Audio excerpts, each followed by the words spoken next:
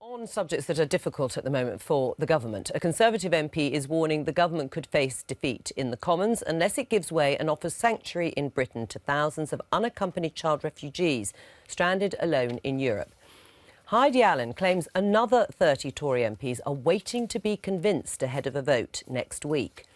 The government's position has so far been that it is better to help vulnerable people from camps in the affected regions and avoid providing incentives for migrants to attempt the perilous journey to Europe. And Heidi Allen joins us now from Central Lobby. Heidi Allen, is there any indication that the government is going to shift ground on this?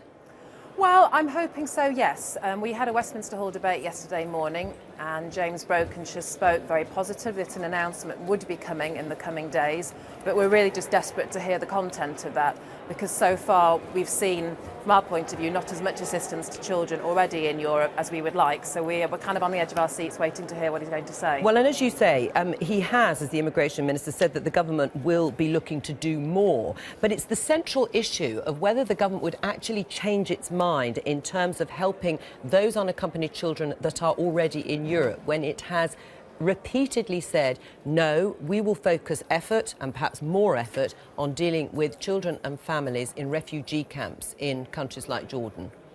And that is right, and that still remains overarchingly the right thing to do.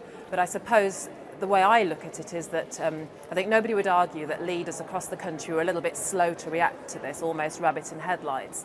And this is a great plan, you know, to educate in the region, etc. But the problem is that plan came after so many people had made the journey already. So I understand the pull factor. You know, I saw the boats for myself in Lesvos. You don't want anybody getting into those, little dinghies. However, the fact remains that some of them are here. And I have seen them, 3 weeks ago I was in Calais. There are children there completely vulnerable, no safeguarding in place at all. Are we really going to look at ourselves in the mirror and say, well, that's okay, they can stay there? That's, frankly, for me, not good enough. What about the issue of pull factors and incentives? Yes, they are here already. What the government keeps stating is that by taking and agreeing to take a certain number of those unaccompanied children in Europe, it will only tempt more people to make that journey.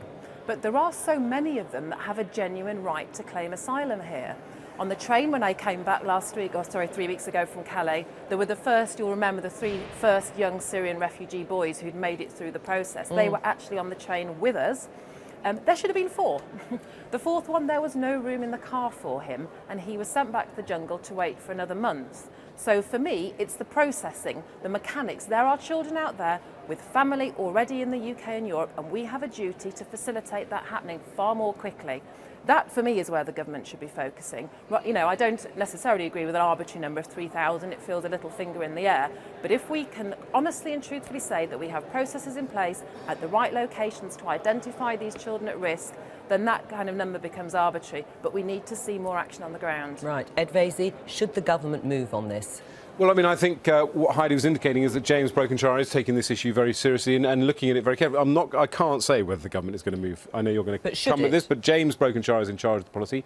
He is giving evidence, I think, today to the Home Affairs Select Committee, and I think he's indicated that he's taking this very seriously. And I would echo pretty much word for word what Heidi has said. On the one hand, yes, we have a very robust policy, which is to help people in the region, to take specific people that we can into the UK, but not to help the human traffickers, as it were. And we know we have an outstanding record in terms of the financial support as well we're giving both to the Mediterranean rescue operation and in Syria. But clearly people feel very strongly about this position of unaccompanied children. And your own colleagues. And as you put the question yourself, it's a horrible thing to have to talk about the pull factor, but that also has to be a potential factor because a lot of these children are coming here via criminal gangs, and it's important that there's a clear policy. Heidi Allen, in terms of support, are there enough Tory MPs to defeat this?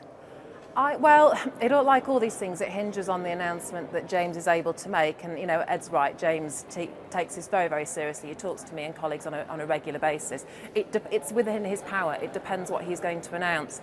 I was just reflecting then on Ed saying about this pull factor and something else that perhaps we don't think about. The other pull factor is a nasty pull factor, and that's the pull factor of abuse and trafficking of children being pulled into prostitution. Because they're left there. Yeah, and they are, and it happens every day. Talk to the doctors and Médecins Sans Frontières, the injuries that they have to deal with that these children are sustaining. It's horrid, and that is a much worst pull factor from my point of view. Heidi Allen, thank you very much.